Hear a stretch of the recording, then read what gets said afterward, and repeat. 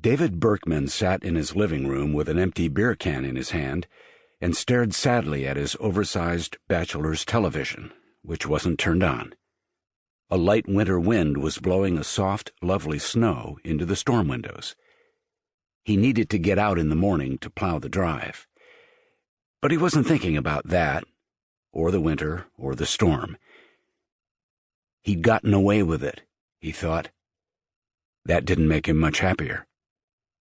David, he thought of himself as David rather than as Big Dave, Daverino, Davissimo, D-Man, Chips, or Bug Boy, didn't consider himself a killer. Not a real killer. He was simply accident-prone. Always had been. Accidents were one reason he'd been elected as Class of '92 funniest boy, like the totally unfunny time when he hadn't gotten the corn chips out of the vending machine in the school's junk food niche. He'd tried to shake the bag loose and the machine had tipped over on him, pinning him to the cold ceramic tiles of Trippton High School. Everybody who'd seen it had laughed. The fat boy pinned like a spider under a can of peas, even before they were sure he wasn't injured. Even George Marks, the assistant principal in charge of discipline, had laughed. He had, nevertheless, given David 15 days of detention, plus the additional unwanted nickname of Chips, a nickname that had hung on like a bad stink for 25 years. His own father had laughed after he found out that Trippton High School wouldn't make him pay for the damage to the vending machine. Big Dave, Daverino, Davissimo, D-Man, Bug Boy, squashed like a bug.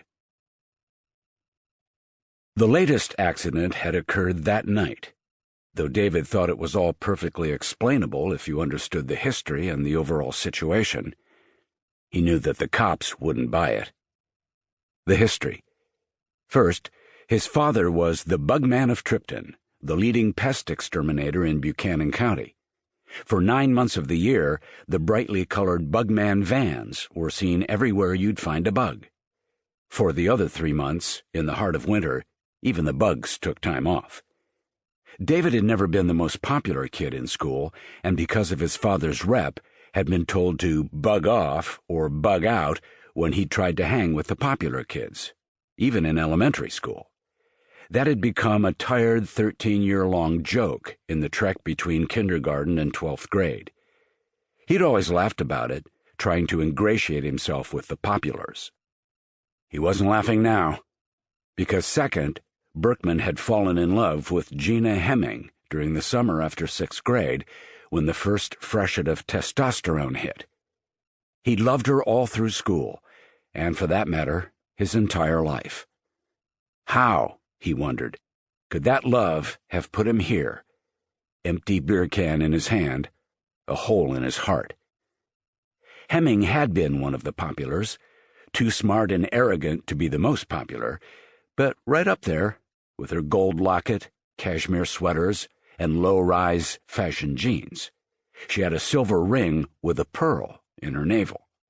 Her father owned the largest bank in Trippton, which placed her in the local aristocracy.